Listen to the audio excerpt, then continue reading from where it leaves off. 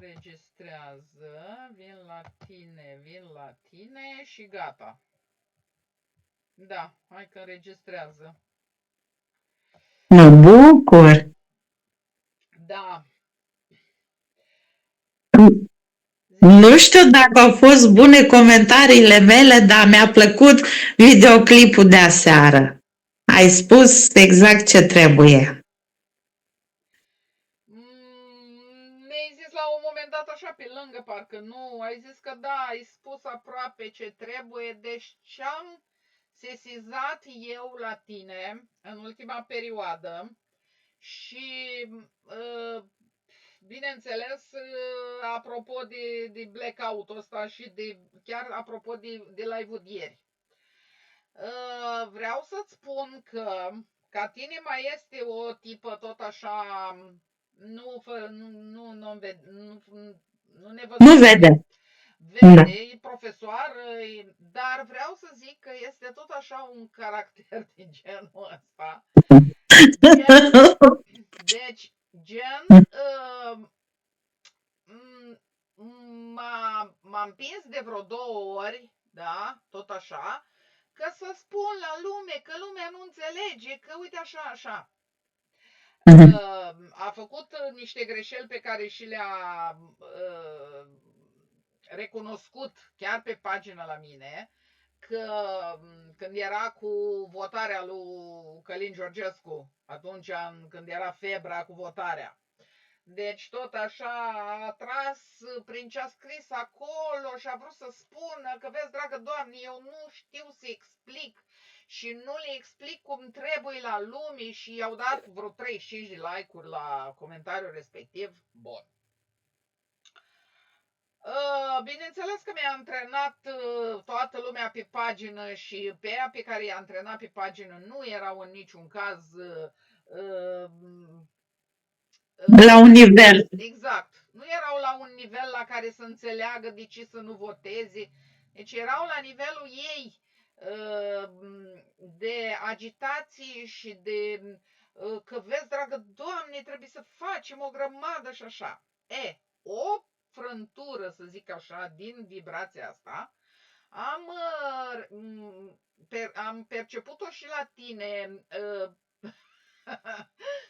Manuela, eu nu sunt cu votarea. Eu dacă fac ceva și dacă sunt agitată, e că tu cu Sorin munciți și ne ajutați pe unii dintre noi. Unii nu vor să audă de sesiuni și de curățarea lor de trecut și de ceea ce au făcut. De asta spun, sunt agitată, nu de votare. Nu. Deci ieri, alaltăieri am fost în oraș, de-am întrerupt programele la toate televiziunile mele. Am 2 la țară, 2 la Tulcea. Am închis tot, nu vreau să mai aud de televizor. Eu nu urmăresc televizorul. Nu sunt cu votarea, nici cu știrile negative, nici cu nimic. Eu ce spun și dacă mă agit pentru evoluția lor și ridicarea vibrației prin conștientizare pură la toată lumea cât pot. Acum eu nu o să-i dau un cap că nu e în stare, dar măcar să facă primul pas. Vezi că ai mutat un pic telefonul și te văd numai pe jumătate. Deci ori te dai tu mai în imagine. Așa, gata, acum da. Acum las așa ca să te văd.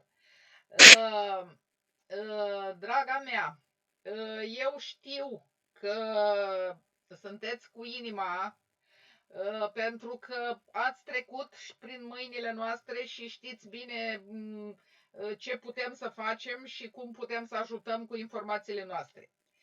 Dar eu mai știu că mie sursa îmi trimite exact pe cine trebuie să afle informațiile. Da. Și dacă nu sunt eu cea care, deci dacă lucrurile merg înainte, merg datorită co-creației noastre. Deci eu și cu Sorin muncim, e adevărat, foarte mult. Și am vrea să înțeleagă lumea, dar ce înțelege lumea nu este problema noastră. Da. Asta vreau să-ți spun, că nu mă agit. Eu dacă mă agit pentru ca să-mi perfecționez lucrul meu și să vorbesc în așa fel încât să meargă mesajul doar la acei, hai să zic, Care înțeleg. 7%, dar nici ăia nu sunt, că îți vreo 5%, nici măcar 7%. Deci, aș vrea să-ți spun și ție, și din cauza asta am luat tema ta să-ți mai dau câteva directive, așa, da? Câteva repere. Exact apropo de această lună neagră a ta pe care știi foarte bine că o ai în Gemeni, da? Da? Deci, practic, eu am nodul nord în Gemeni. Nodul nord înseamnă destinul potențial și nu neg niciodată că comunicarea mea poate fi perfecționată de la o zi la alta. Nu neg. Dar tu ai luna neagră acolo în Gemeni. Cu luna neagră în Gemeni riști să te duci pe extreme, da? Da. Adică pe extrema în care îi iubești pur pe toți și în extrema cealaltă lipsește conținutul. Adică declari, ești declarativă, dar lipsește trăirea. Și cum tu ai nodul sud, deci trecutul tău a fost pe casa 10, care reprezintă mărirea și strălucirea în societate, tu ai în momentul în care comunici cu ceilalți, ai tenta asta de preamărire, de că vii de undeva, adică îți este greu cumva să comunici în așa fel încât să te cobori la nivelul celorlalți. Da, cam așa, cam nu prea îmi place. Nu prea îți place și lucrul ăsta, acum na, că lumea vede, că nu vede, că se pricepe, că nu se pricepe, eu l-am văzut, știi? Și dacă l-am văzut eu și tipei celelalte, bine, până la urmă peste tot și-a dat seama că a greșit, a cerut scuze, a zis, bă, Manu, gata, ies, nu mai spun mai mult de atât. Adică își dă seama că trece de niște bariere, de niște măsuri pe care bunul simț și comunicarea cu ceilalți, că și eu recunosc, câteodată le trântesc câte un răspuns la unul altul stânga-dreapta, știu, și îi dau drumul pentru că știu că dincolo nu este primit. Adică dacă aș vorbi frumos, celălalt tot n-ar primi. Și dacă așa, merg până la limita bunului simț și măcar zic, bă, măcar să-i dau un duș rece, poate să schimbă. Pentru că este exact doza aia de agresivitate necesară într-o competiție care este acum. Înțelegi? Eu nu o consider competiție, că nu e nimeni în competiție cu mine, sunt doar eu cu mine însă. Dar sunt persoane care intră și care trebuie știut cum să le pui la loc, la locul lor. Că dacă nu, fac harakiri în pagină sau la postare. Și ca să-mi strici feng shui-ul de pe pagină, câteodată nu-mi convine. Mai degrabă prefer să le elimin comentariile, să le ascund, Poți să încerci și pe mele dacă nu sunt bune. Iartă-mă, acum...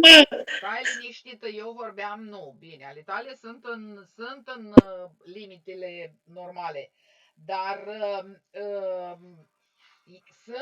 ți-am spus, măi, și uite că tu vezi, aici este, așa se explică, că în tema progresată tu ți s-a dus luna neagră în rac. Deci acum o ai în rac la un grad. Luna neagră în rac înseamnă emotivitate. Înseamnă exact zbuciumul ăla emoțional al tău. Exact ăla care reiese în momentul în care scrii. Că atât de mult ți-ai dori ca lumea să te creadă și să te asculte în ceea ce scrii tu, încât transpare așa din scrisul tău că te doare pe tine de durerea lor. Știi? Da, da. Din păcate, draga mea Camelia, nu putem face, nu că nu putem face nimic, că putem face și facem, de dimineață până seara fac, asta e, scriu, vorbesc, chiar nu știu ce aș mai putea să fac, pun peste tot imagini și așa mai departe, dar vreau să-ți spun că dincolo de cuvinte sunt vibrații. Informațiile pe care le dăm noi, eu, Sorin, echipa noastră, sunt vibrații foarte înalte, iar persoanele, oricât ai vrea tu să le explici și oricât de explicită ai fi, celălalt nu percepe. Exact, asta am vrut să spun. Deci, nu percep, Camelia, oricât ai vrea să le explici. Eu când ai pus întrebarea că cum adică și moartea, păi bineînțeles că și moartea. Deci ai văzut că am spus ieri că arca destinului este guvern, deci sunt, nu că ți-ar fi și hotărât destinul moartea, dar sunt aspecte interplanetare care influențează, care nu ele decid, ci tu decizi. Deci între tine și ele există un raport continuu. Pentru că noi suntem continuu în co-creație cu sursa. Eu am avut altă temă, deci nu era tema asta. După aia am îmbinat un pic și am zis, mă, dacă tot le spun că au întuneric în interior, hai să le spun că de fapt și de drept toate sunt programate, deși asta spun în continuu. Nu? Toate postările mele au venit să vă explic, să vă spun individual, pentru că eu vorbesc la nivel individual cu fiecare și este foarte greu. Una este să strângi persoanele la grămadă și să te doar în fund dacă înțeleg sau nu, și una este să îl chem pe fiecare în parte și să pui acolo tot ceea ce știi cu programul în față, cu energiile în față și să-ți dai seama fiecare cât poate să perceapă, ca să poată să integrezi un pic mai mult decât au știut ieri, cum ar veni, nu? Da. De asta ți-am spus, deci acum uitându-mă că tu practic în tema progresată, adică acum, aici acum, ai această lună neagră rac, care înseamnă emotivitate, înseamnă trăiri puternice. Deci îți citesc din nou ca un fel de reamintire că fac și eu astea, nu sunt lucruri. Deci am făcut un pact noi două că o să ne întâlnim din când în când și o să mai vorbim un pic despre tine, da? Da. Pentru că să vedem acum, de exemplu, dacă modalitatea asta de a te înregistra pe Messenger auzi mai bine și nu se mai întrerupe cum era pe Skype, poate că e mai bine. O să vedem din 5 mai, când o să bage ăștia Teams-ul ăsta nou în loc de Skype, cum o să meargă. Mie mi-a dat de furcă Camelia, deci m-a nebunit și pe mine și pe Sorin, și am avut vreo 5 sesiuni pe care a trebuit să le amânăm. Da, nu știi cum au făcut, cum fac mafia online? Deci zic că fac trecerea de la Skype la Teams și nu mai funcționează nici pe Skype cum trebuie și nici Teams-ul nu e încă dat drumul cum trebuie. Clarificat. Da. Deci am dat drumul la înregistrare, am avut noroc că a fost o chestie, s-a întâmplat noroc. Așa a fost norocul nostru, cum ar veni, să opresc înregistrarea și să nu fac sesiunea până la capăt, să nu o duc până la capăt, să văd că de fapt și de drept nu mi-a înregistrat nimic. Înțelegi? Deci, Am oprit albacul că nu te auzeam. De-aia l-am mutat. L-am oprit acum să ne auzim numai noi două. Că îmi dă notificările, mi le citește. Până acum a funcționat așa? Nu, dar n-a vorbit. Acum s-a primit o notificare de la un canal. Și mi-a citit. Am înțeles. Bun. Of, muncă grea. Da, deci foarte greu a fost pentru că, da, bine, am avut noroc că am oprit sesiunea, era mai urât dacă o duceam până la capăt și la sfârșit vedeam că nu avem nimic înregistrat, îți dai seama. Deci ce face ăsta chiar nici nu se pot repeta, cum să zic, adică chestii acolo ad hoc, așa făcute, pe loc și un să-l pui pe ăsta să mai zic încă o dată ce a văzut el acolo și să o luăm de la capăt. Doamne, deci ar fi o chestie teribilă.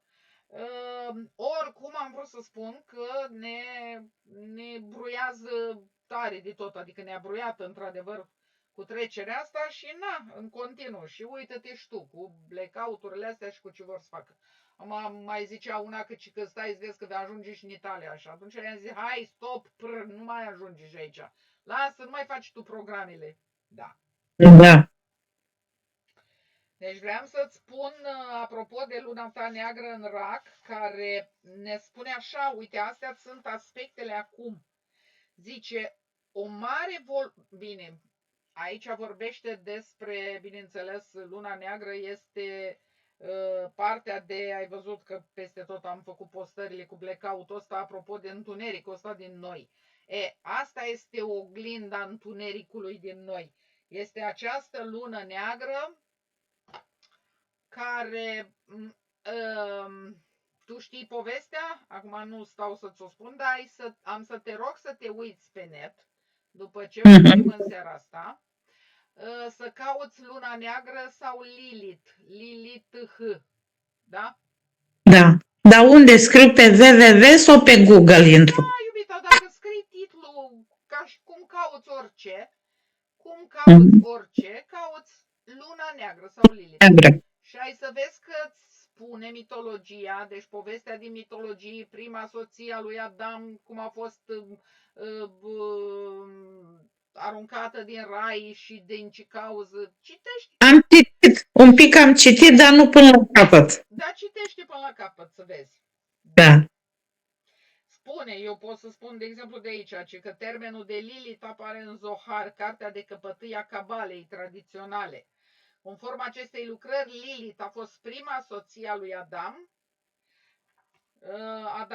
încălcând o pravilă esențială, a pronunțat numele sacru al divinității și, fii atentă ce chestii, că în cartea asta în care citesc eu și care este astrologia karmică, în paranteză, după ce spune a pronunțat numele sacru al divinității, în paranteză știi ce scrie?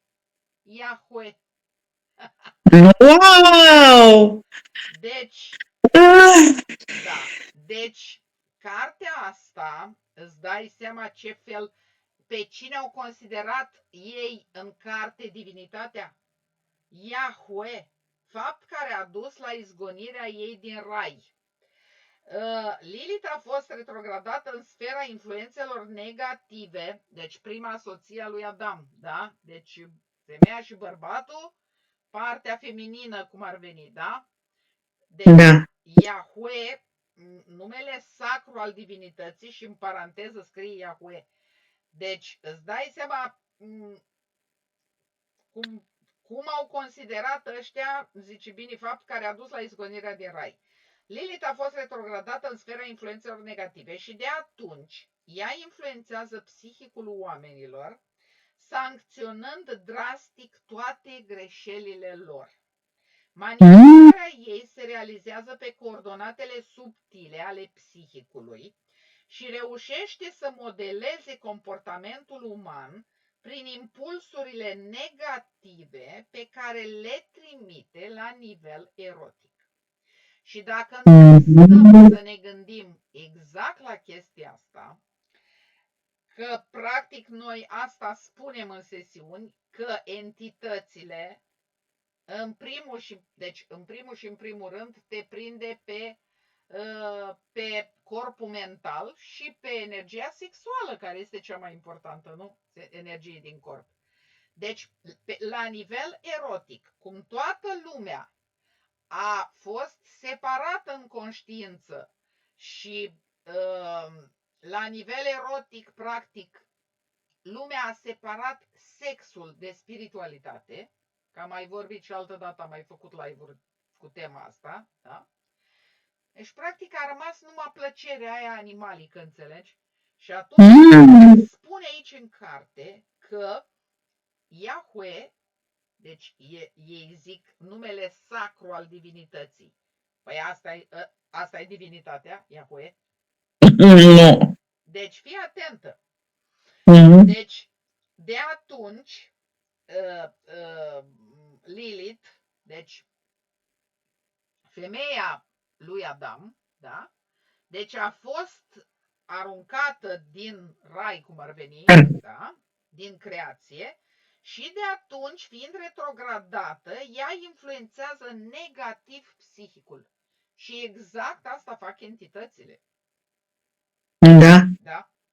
Deci, și spune, manifestarea ei se realizează pe coordonatele subtile ale psihicului și reușește să modeleze comportamentul uman prin impulsurile negative pe care le transmite la nivel erotic. Exact așa face. Toate entitățile ne interferează pe mental și, bineînțeles, pe energia sexuală, care este cea mai importantă, energie din corp, și te influențează negativ. Deci, punct. Zice, semnificația sa generală este legată de manifestările senzualității, în special de latura negativă a acestora. Poziția Lilithului indică o posibilă traumă suferită în viețile anterioare, o engramă care afectează acum corpul psihic al persoanei respective, generând o manifestare inconștientă, instinctuală, ce afectează exprimarea normală a sexualității. Da? Deci te influențează negativ pe sexualitate. Și înțeles pe cei care nu sunt echilibrați în manifestarea energiei sexuale. La tine, dacă ești singură și nu o folosești, oricât ai vrea tu să faci tehnicile lupești sau orice, energia sexuală își spune cuvântul, adică tot are și ea acolo un cuvânt de spus, da? Da.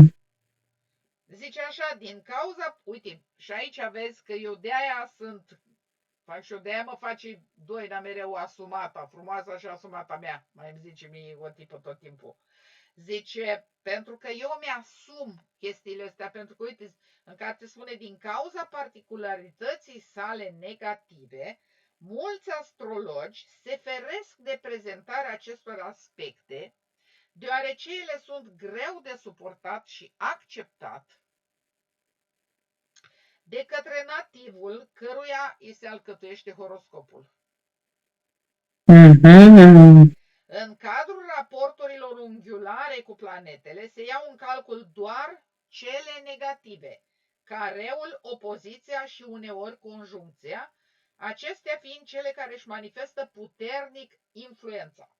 Și chiar am aruncat o privire pe tema ta progresată de acum, da? În care tu ai, apropo de această lună neagră, ai așa: 1, 2, 3, 4, 5, 6, 7 quadraturi cu luna neagră. Deci aproape toate planetele tale fac aspect de quadratură. Ce înseamnă quadratura?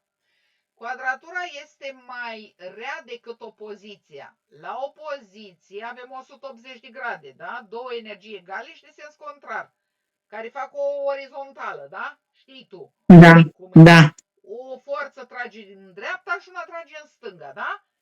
da, Între ele există un unghi de 180 de grade, adică de opoziție, cum ar veni. da. Quadratură nu este așa. La quadratură face 90 de grade, adică un unghi drept. Un unghi drept, da, știu. E ca la pătrat. Știi cum Da, da, 4 unghi da. pătrate. Așa. Așa, bravo. Fiind așa, deci între luna neagră și cealaltă planetă se creează în mijloc un conflict, un câmp tensionat, înțelegi? De conflict. Ne spune așa: influențele Lilithului explică unele din manifestările necontrolate din prezent. General, modul în care persoana și-a manifestat sentimentele în viețile anterioare.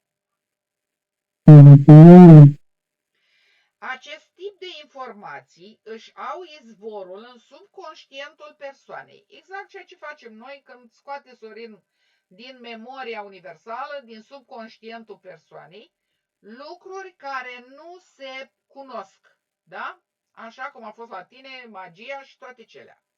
Greșeala fundamentală la nivel afectiv erotic, care este exemplificată de manifestarea Lilithului, este separarea sexului de componenta sa spirituală. Ceea ce ți-am spus înainte. Deci, băi frate, lumea numai... Tu vorbești despre iubire pură, dar iubirea pură a rămas cuvânt de lemn, înțelegi? Pentru că nimeni nu știe ce este și cu ce se mănâncă, da? Și nici ce pâinii se întinde. Și nimeni, mai ales, nu reușim, majoritatea, să o manifestăm la nivel energetic.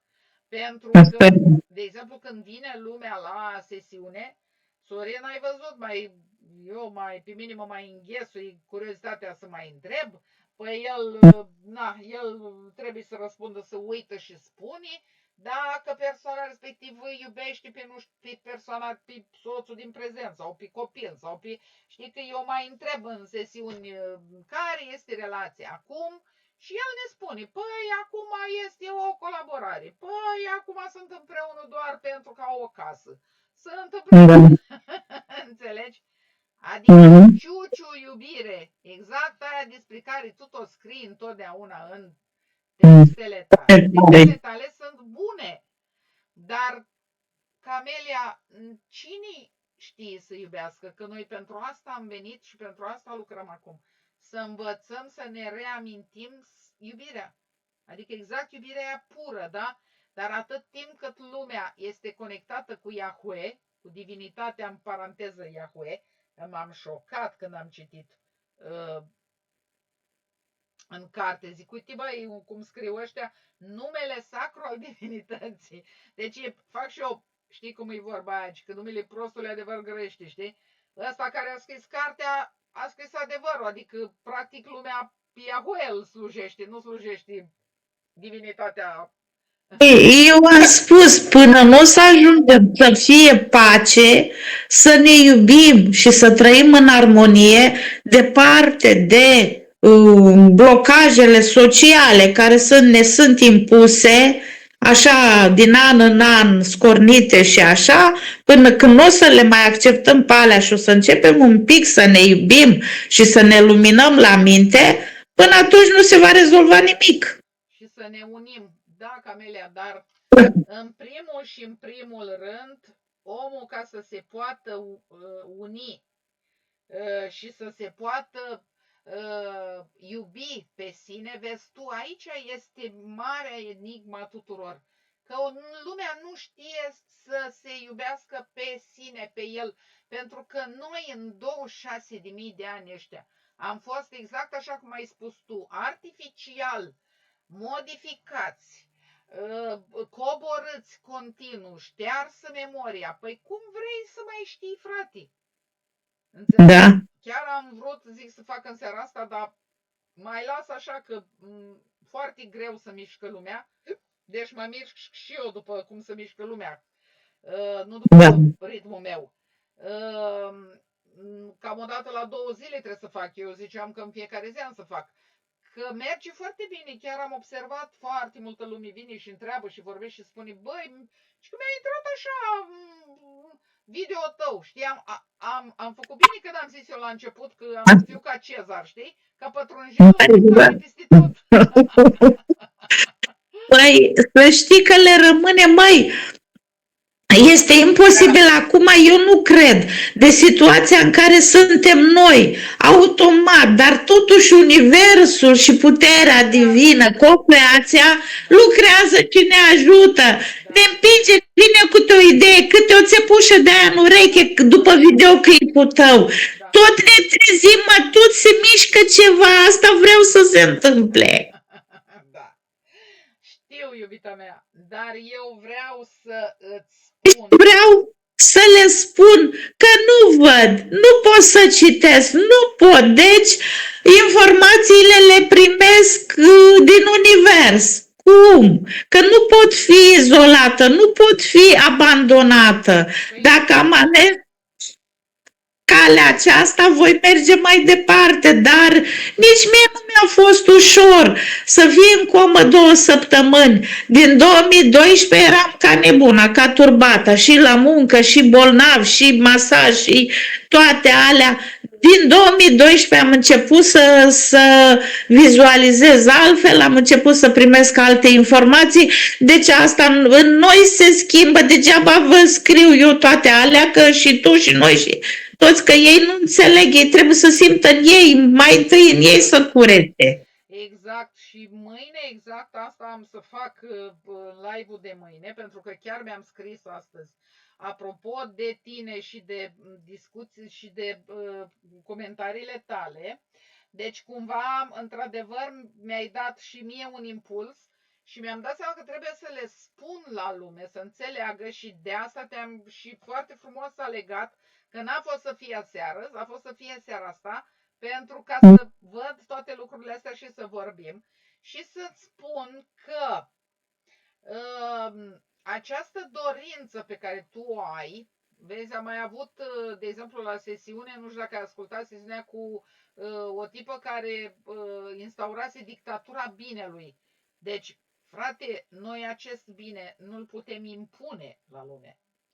Da. Îl vrem pentru toată lumea, pentru că ne dăm seama că totul se întoarce la noi, dar nu se poate impune, Camelia. Deci, eu m-am învățat să-mi păstrez neutralitatea asta și zic eu că o fac destul de bine, pentru că mesajele, feedback-urile din univers îmi vin numai bune, cum ar veni, adică îmi vin răspunsurile la ceea ce fac eu de la ceilalți care n-au niciun interes să-mi spună, să mă păcălească sau să mintă, pentru că n-au niciun interes să spună. Deci lumii care nu mă cunoaște, care nu așa, și care spune că te urmăresc, am rezonat cu ce spui și vreau să-mi spui și mie, cei cu Matrix-ul, cei cu aia, cei cu ailaltă, înțelegi? Adică se duce mesajul.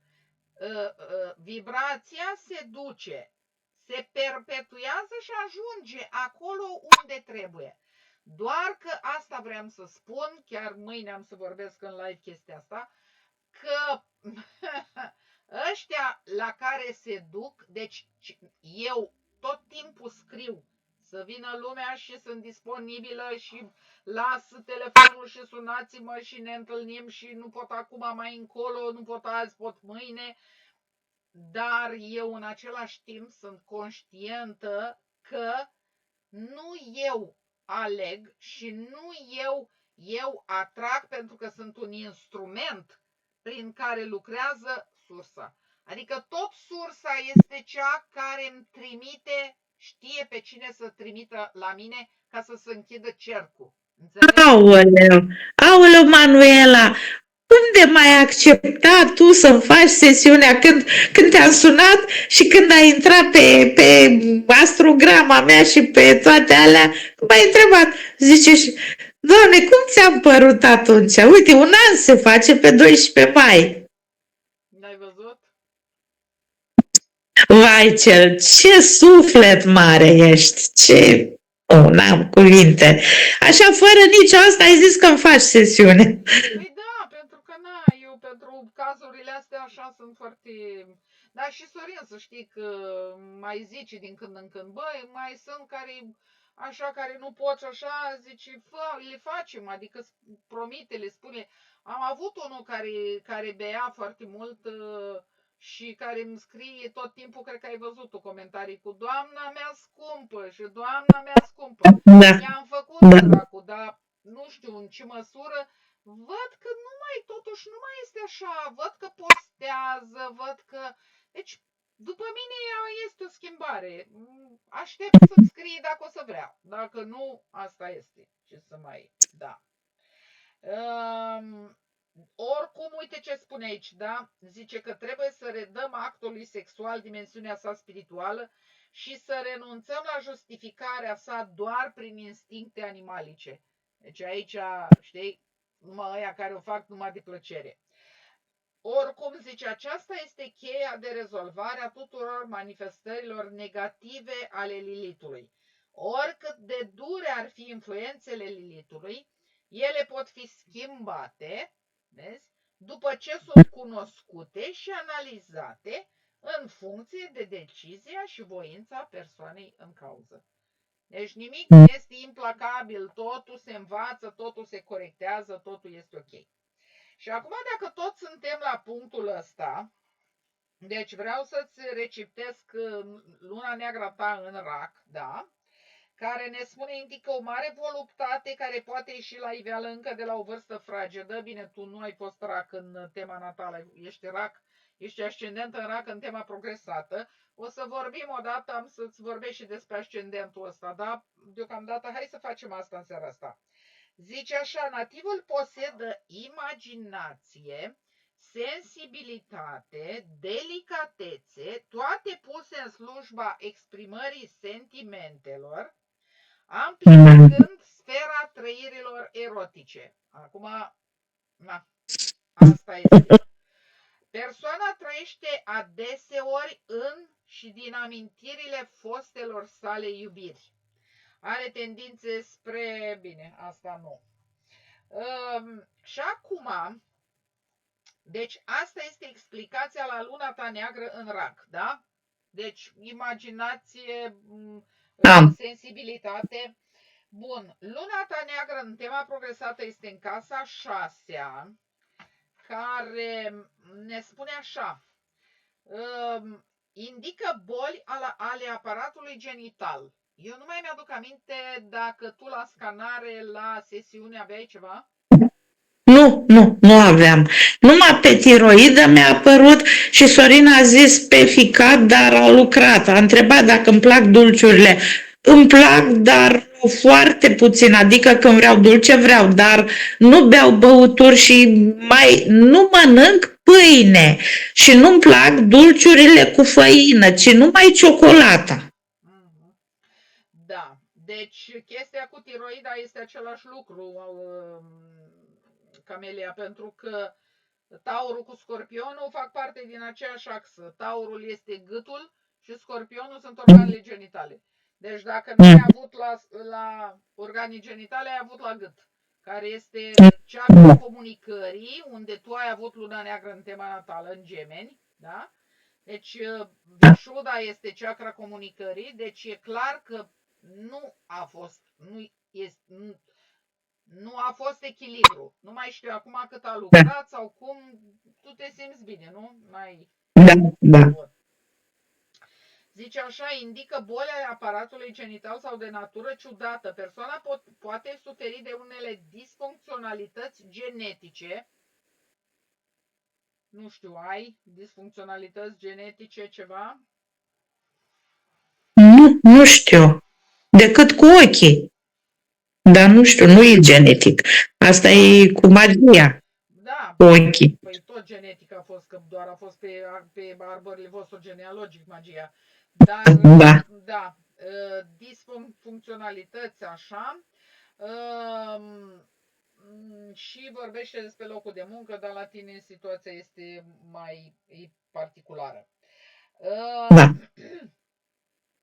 Da. Deci, ca să-ți spun eu așa, în câteva cuvinte, cu cuvintele mele, luna neagră în Rac și în casa 6 înseamnă, într-adevăr, această intensificare a emoțiilor pe care, și de asta, repet, nu ni s-a arătat aseară și în seara asta, pentru că între timp de ieri de la live până astăzi tu ai comentat și pe mine m-a făcut... Da? La miezul nopții am comentat. Aici poți să-ți dai seama că e adevărat că luna ta neagră s-a dus în Rac, pentru că îți influențează emotivitatea. Și comentariul tău, repet, în comentariul tău transpare acea dorință de bine, emoționalul ăla care ar vrea, într-adevăr, conexiunea tuturor cu sursa primordială, ceea ce nu se poate, este imposibil. Și de asta vreau să-ți spun să mai tai din macaroană jumătate. Da. Da? Deci în momentul în care faci comentarii, acele comentarii să fie mai spre neutru. Pentru că prea multă emotivitate îți poate prăbuși disfuncționalități ție. Energetice, da? Adică tu deja nu folosești energia sexuală, o poți alchimiza, bineînțeles, în lumină, în iubire, deci alchimizând-o te ții pe echilibru, dar când vine câte o situație de genul ăsta și vezi lumea acum nu înțelege, având nodul sud în casa 10 pe tema natală, îți mai vine așa să te mai ridici un pic de fund în sus și să spui că ei mă, fraților, dar înțelegeți că numai așa și așa și așa se poate face. Degeaba le spui. Vreau să spun, pentru că nu e asta problema. Problema este în nivelul de conștiință al lumii, care nici măcar nu citești mesajele tale. Tu te dezechilibrezi energetic pentru ei, iar ei nici măcar nu văd mesajul pentru că este prea înalt. Și ai înțeles? Da, am înțeles. Și atunci, că de asta ți-am zis că dacă tot îți fac ghidare, o facem ghidare, nicio problemă, dar nu o facem tradițional, o facem așa, ne întâlnim din când în când și mai punem la punct niște cevauri, că dacă tot am ținut legătura și ne vedem și ne găsim, e ok, nu? Da, cred că m-am schimbat față de cum eram, nu mai sunt. Da, sigur. De fapt, tu trebuie că uitându-mă în tema natală, în tema progresată de acum, tu ai această transformare de la casa 8-a, care casa 8-a înseamnă moarte și transformare.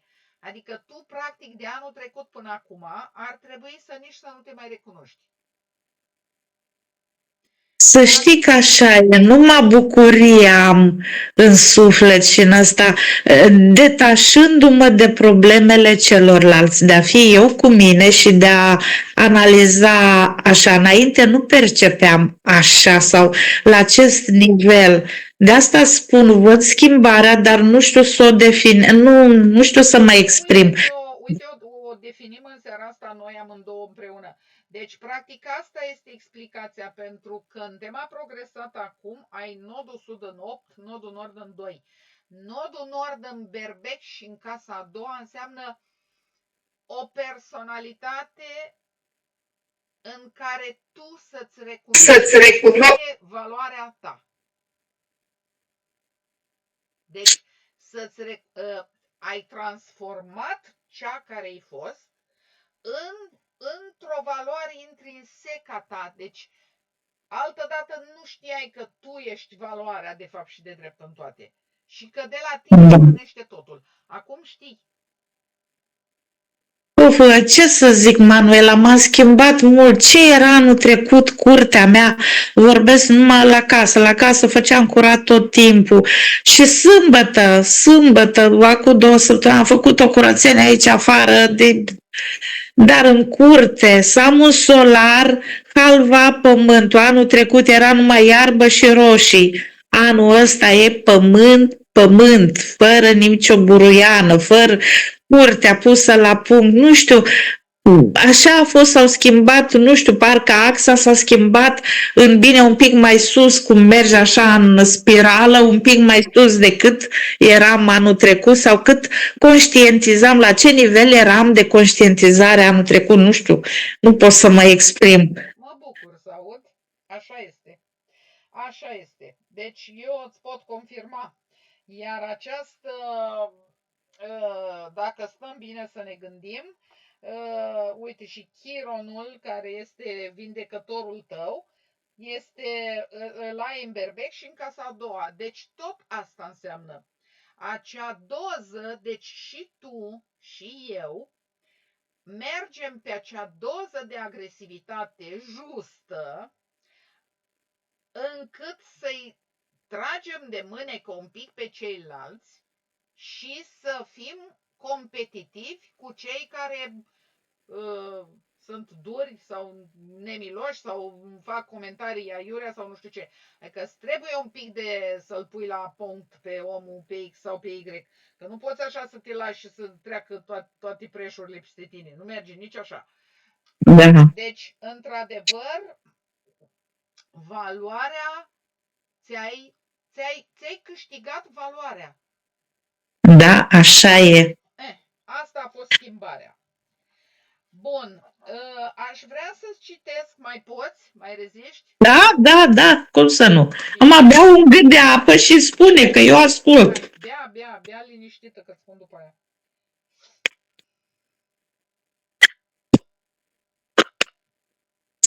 Atât de mult mă bucură, îmi face plăcere să fiu, pentru că eu sunt singură. Pisicile s-au plecat în treaba lor și eu sunt singură de la ora asta.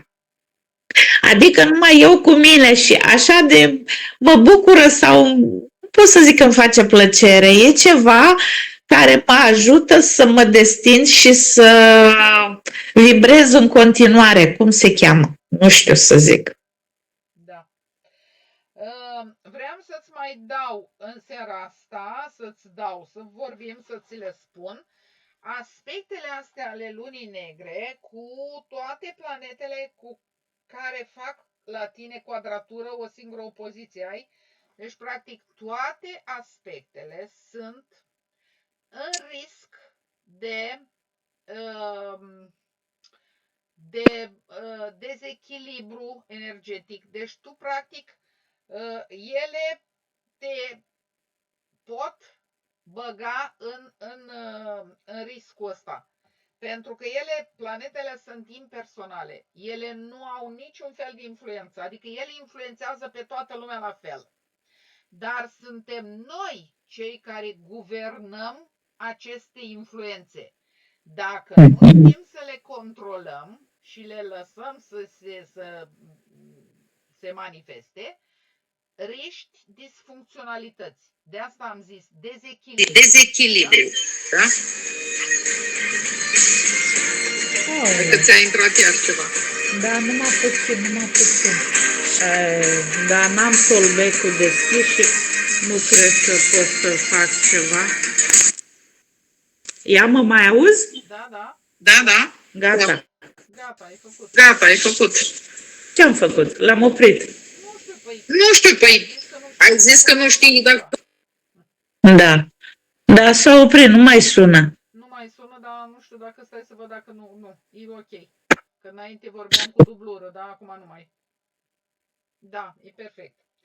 Deci vreau să ai înțeles, deci quadraturile astea cu luna neagră sunt riscante, repet, pentru că trebuie să știi să le gestionezi energiile astea, să nu le transformi în tensiune, adică să le echilibrezi, să cauți un punct de mijloc.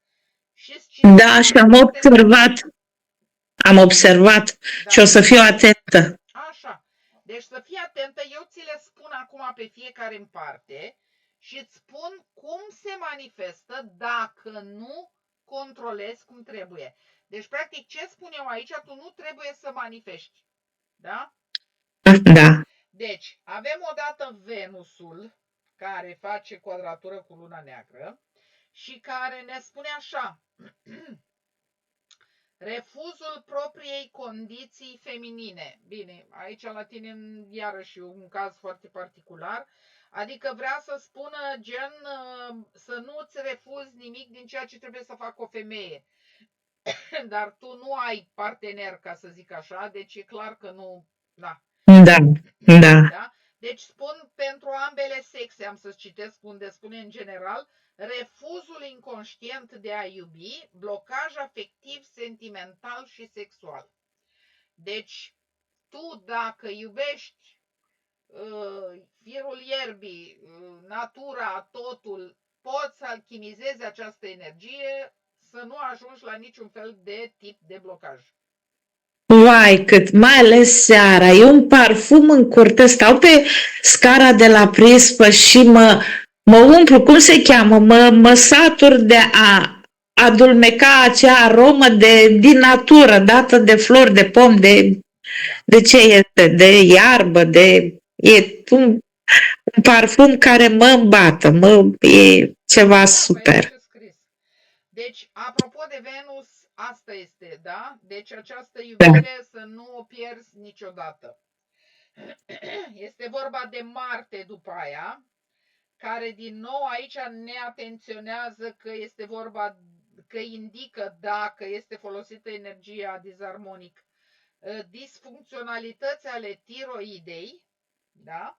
Insuficientă forță a voinței, predispoziție pentru accidente. Bine, nu neapărat la tine, dar insuficientă forța voinței.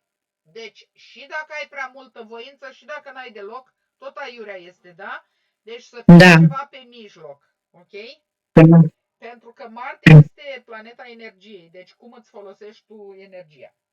Mai departe, Jupiter, care este retrograd în balanță la tine, cu probleme de moralitate din trecut, în fine, așa, care iarăși face quadratură și care Jupiter ne spune de această inconștiență în exprimare, adică când te exprimi și scrii, mai degrabă încetinește scrisul, încetinește vorbitul, ca să spui cât mai clar lucrurile și să nu fii inconștientă, deci exprimi, da? Da. Tendințele anarhice și comportamente contradictorii.